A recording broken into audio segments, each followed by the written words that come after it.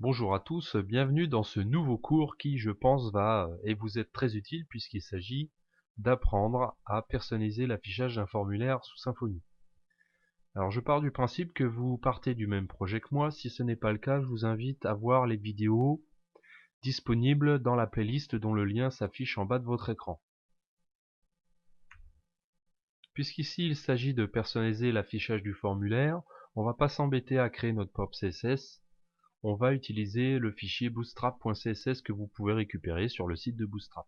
Donc je vais créer dans le répertoire web un nouveau dossier que je vais simplement appeler CSS et à l'intérieur de ce dossier, je vais y coller mon fichier bootstrap.css. Donc j'ai mon fichier bootstrap.css. Maintenant, la chose à faire, c'est d'aller relier avec la balise link mon fichier CSS. Donc je vais rajouter la balise. Ici, je vais utiliser une fonction offerte par Twig, c'est la fonction asset, et je vais indiquer où se situe le fichier à générer. Donc moi, c'est CSS Bootstrap. Alors, on ne spécie pas le répertoire web, la fonction asset va récupérer le chemin à générer toute seule. Donc j'enregistre, je vérifie sur le navigateur avec un CTRL U que j'accède bien à mon fichier CSS, ce qui est le cas ici. Donc on voit que le fichier CSS a été appliqué. Maintenant nous allons pouvoir commencer à personnaliser notre formulaire. Alors petite remarque, dans les projets précédents nous avons rendu tous les champs du formulaire en une fois grâce à Form Widget. Donc vous avez Form Start. Cette fonction permet d'afficher la balise ouvrante du formulaire. Ensuite vous avez la balise Form End qui permet entre autres choses d'afficher la balise fermante du formulaire. Et vous avez Form Widget avec la variable form qui a été passée via le contrôleur, qui va rendre en une seule fois tous les champs du formulaire. Donc forcément, ça donne peu de possibilités de personnalisation de l'affichage. Il y a plusieurs niveaux dans la gestion de l'affinage de l'affichage et de sa personnalisation. Nous allons voir le niveau qui est juste supérieur à Form Widget, c'est l'affichage ligne par ligne. L'affichage ligne par ligne va utiliser la fonction Form Row. Alors cette fonction va permettre de rendre un label, plus l'input correspondant, plus le champ d'erreur correspondant, quand on validera via des contraintes le formulaire. Et cela pour un champ. Donc si nous avons 10 champs, il faudra appeler 10 fois formRow avec la propriété qui nous intéresse. Donc nous allons commencer avec la propriété formName. Alors au passage, juste avant de commencer, je vais supprimer l'affichage de tous les champs. Et vous allez vous rendre compte que ils sont tout de même affichés sous le bouton ajouter. Donc si on regarde sous le bouton ajouter, nous avons quoi? Form End. En fait, For End va rendre la balise fermante du formulaire, mais également va afficher tous les champs qui ont été prévus dans la classe product type. Par exemple, vous voyez, il y a name, price, is sold, catégorie. Eh bien, tous les champs qui n'auront pas été affichés vont être quand même rendus par Form End. Ceci afin d'éviter un problème d'erreur lorsque vous allez gérer vos vues. Donc, cela aussi est un bon outil puisque ça nous permet de voir les champs que nous n'avons pas affichés. Alors ça, on peut le faire aussi avec la fonction form rest. On passe le formulaire et puis quand on actualise, vous allez voir, ça change rien puisque form end fait appel à form rest. Par contre ici, on va rajouter une balise pour bien voir les champs qui n'ont pas été rendus. Donc on va prendre la classe alerte danger. Et quand nous actualisons, vous voyez, tout de suite, on voit les champs qui n'ont pas été rendus. Alors maintenant, nous allons mettre en place ce rendu ligne par ligne. Donc comme je vous le disais, on va utiliser la fonction formRow. Ici, on reprend la variable form qui a été passée via le contrôleur à notre vue. Et ici, on va récupérer le champ. Alors je sais que j'ai un champ qui s'appelle formName. On enregistre et vous allez voir que le champ name a bien été affiché ici et qu'il n'est plus ici affiché par formRest. On va encadrer ça par une balise avec un style bootstrap. Donc on va lui ajouter la classe form groupe. Voilà, on valide. Donc on voit qu'il y a un espace supplémentaire qui a été mis. Et puis ici, pour bénéficier du style, il va falloir ajouter aussi un container, puisque Bootstrap fonctionne sur le principe d'un container. Donc on va tout mettre dans un container, comme ça, et puis jusqu'à la fin du formulaire. Donc ça va changer un petit peu notre formulaire. Alors maintenant qu'on l'a fait pour nos champs, pour le champ name, on peut le faire pour les autres. Puisqu'on a form name, on a le prix, on a s'il est vendu, et on a pour la catégorie. Donc on actualise. Alors c'est pas la méthode isSold. Ici il me dit que isSold for object donc n'existe pas. Donc c'est juste un problème de casse. Voilà. Donc nous avons bien rendu notre formulaire ici. On voit bien que dans la zone rouge, il n'y a plus de champ, ce qui veut dire qu'on a affiché tous les champs que nous avions prévus dans le formulaire de produit. On va aller un petit peu plus loin dans la personnalisation, notamment des champs de type input. Donc ce qu'on va faire ici, c'est qu'on va rajouter un deuxième paramètre à la fonction formRow, qui consiste en un tableau qu'on met entre accolades, dont la première clé est at pour les attributs que l'on veut ajouter, et en fait on peut ajouter autant d'attributs que l'on veut, et ces attributs on va les mettre dans un tableau. Le premier attribut que l'on veut ajouter, c'est classe. Et à cette clé, on va associer la valeur form control qui est une classe Bootstrap. Regardez maintenant à droite de l'écran, lorsqu'on actualise, on a bien maintenant le champ qui s'affiche avec le style de Bootstrap. Donc on peut faire ce personnalisation sur tous les autres champs. Alors nous avons vu que nous pouvions personnaliser le rendu en affichant ligne par ligne les éléments.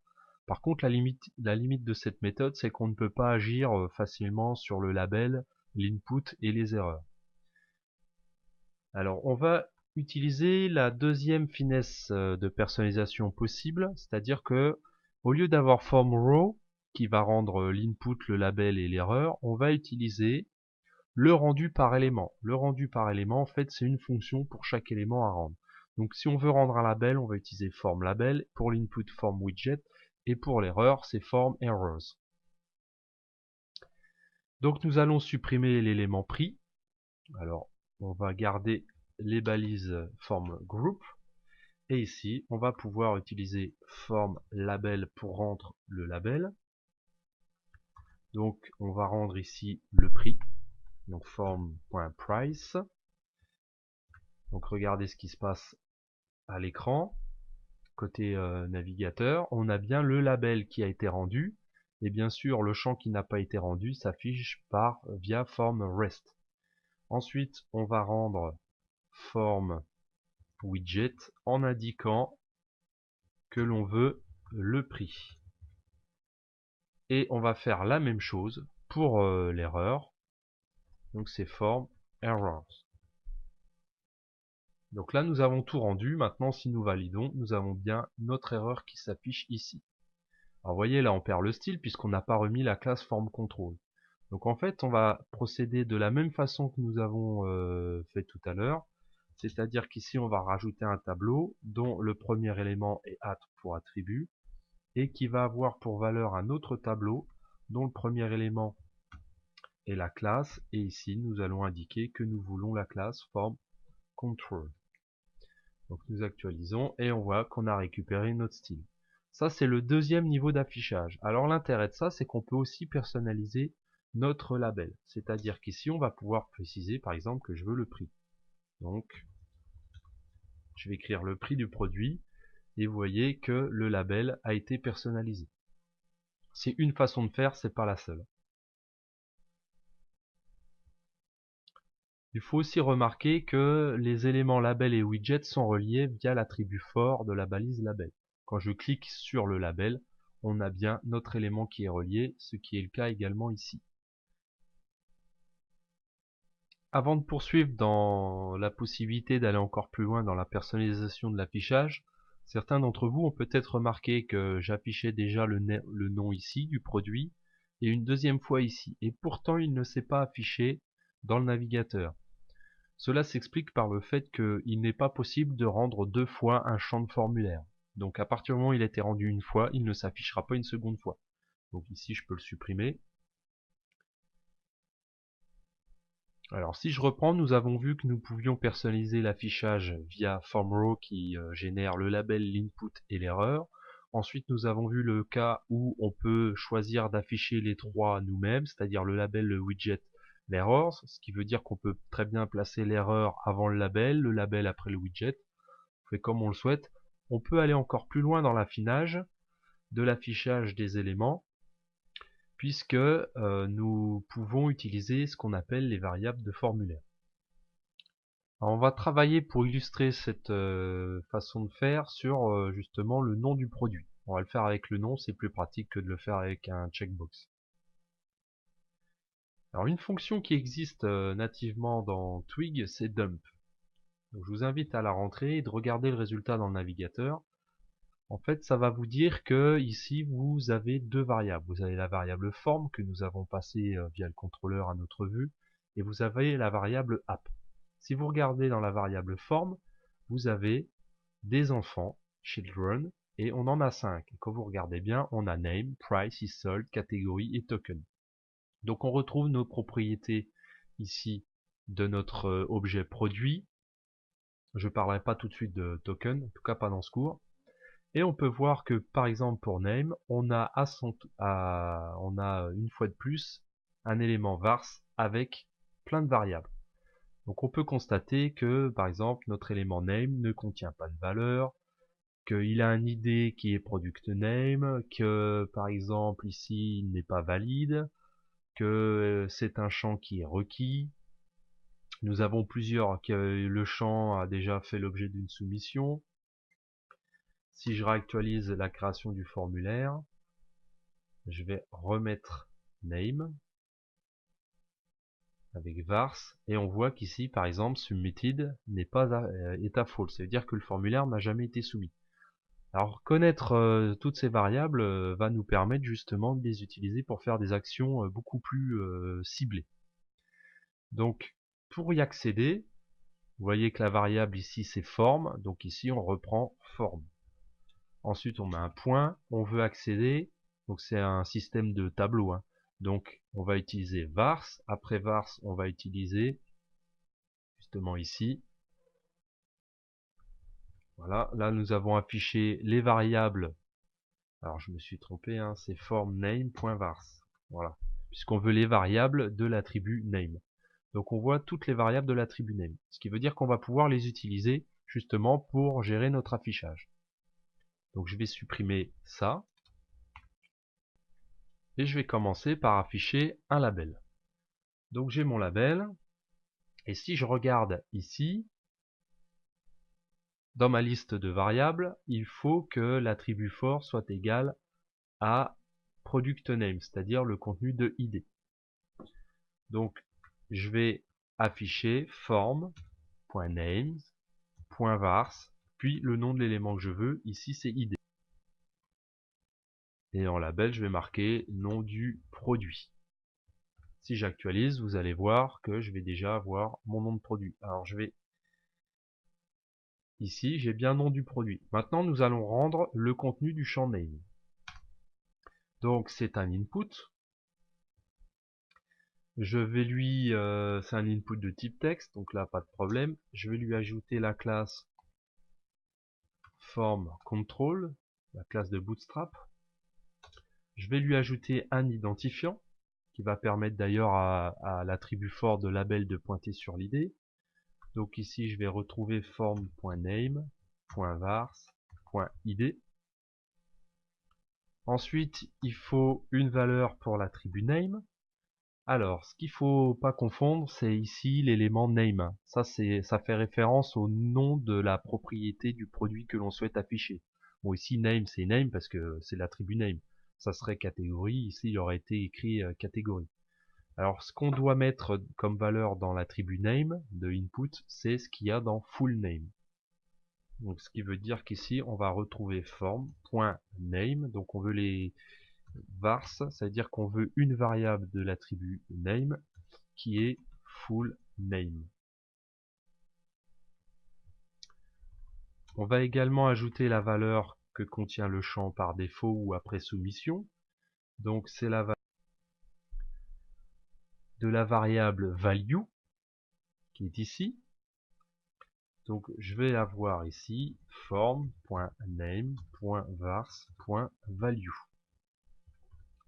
Je vais actualiser et j'ai bien ici le nom de mon produit qui a été rendu. Donc ici tout fonctionne correctement. Alors je peux très bien rajouter, tiens je vais vous le prouver, par exemple un style. Donc on voit que la personnalisation est plus simple, hein, même si c'était faisable via le tableau attributs. Et ici par exemple je vais marquer border solide 1 pixel red. Donc on voit qu'il est possible de personnaliser le style. Donc je vais le renlever.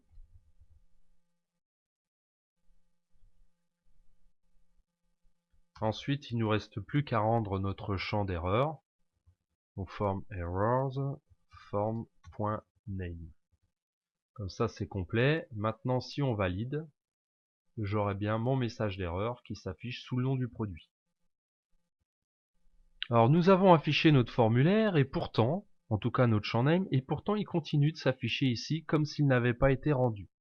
Effectivement, quand on va à ce niveau de finesse, il faut indiquer au framework que nous avons rendu le champ manuellement. Alors pour faire cela, on va indiquer via l'instruction do que nous avons rendu le champ name et on va utiliser setRendered qui va en fait passer la propriété rendue à true. Si vous regardez ici dans l'attribut, dans la liste des variables disponibles, vous pouvez constater que vous avez une valeur qui indique si le champ a été rendu ou pas. Alors c'est pas au niveau de vars, c'est au niveau de name. Donc je vais remettre name ici. Vous voyez ici vous avez rendered false. Si je copie cette ligne et que je la mets juste après set rendered, vous allez voir que ça va être à true. Vous voyez ici maintenant c'est true. Ce qui fait que le framework sait que le champ a été rendu, donc il n'a pas besoin de le gérer lui-même. Alors on va terminer ça en personnaliser un petit peu le rendu des erreurs. Donc ici je vais rafficher les variables qui sont propres à name pour vous présenter comment on peut gérer les erreurs. Ici vous voyez qu'il y a error et que si je déroule, on va avoir nos erreurs qui s'affichent avec le contenu de nos erreurs. Nous allons toujours utiliser, continuer avec le style offert par Bootstrap. Donc ici, on va indiquer que l'on va créer une classe qui par défaut est vide. Ensuite, on va faire un test. Donc on va dire que si notre propriété name dans le formulaire a sa variable valide, alors ici on va la retrouver ici. Ici on voit que c'est false quand l'élément n'est pas valide. Voilà, ici. Donc ici c'est false parce qu'on a déjà soumis le formulaire et qu'il est vide. Donc valide est à false. Donc si l'élément n'est pas valide, on va affecter à l'élément classe la classe asError qui est fournie par Bootstrap et on va l'ajouter ici. De cette façon, on actualise et on voit que le champ maintenant, le champ input est personnalisé avec un liseré rouge. On va aussi personnaliser le label pour qu'il s'accorde avec le rouge de l'input. Donc on va lui rajouter une classe ici et on va l'appeler control label. Donc maintenant quand il y a une erreur de formulaire, le champ est rouge. Si je complète cet élément, on voit ici que l'affichage est normal. Si je recommence, j'ajoute avec un champ vide, on va bénéficier de l'erreur avec le champ, la couleur du label en rouge. Alors on peut utiliser aussi cette façon de faire, hein, par exemple pour le prix du produit. Par exemple, je vais recopier ça, je vais me placer juste avant le prix qui est ici. Donc je copie-colle, sauf que là je vais écrire price. Ici je vais rajouter donc ma classe comme précédemment. Et là où il y a une petite différence, c'est qu'en troisième argument de label ici, je peux lui passer un attribut qui va s'appeler label atre. Et pas atre comme nous l'avions fait tout à l'heure. Et ici on va lui indiquer que la classe doit correspondre à la classe contrôle label du formulaire. Alors j'ai fait une petite erreur. Et mon erreur, c'est que je n'ai pas mis d'accolade ouvrante et d'accolade fermante. Donc on voit que maintenant j'ai pu personnaliser mes labels et mes inputs. Il ne nous reste plus qu'à afficher nos erreurs avec un style particulier. Donc tiens, je vais revenir sur le name. Alors je vais refaire le même test.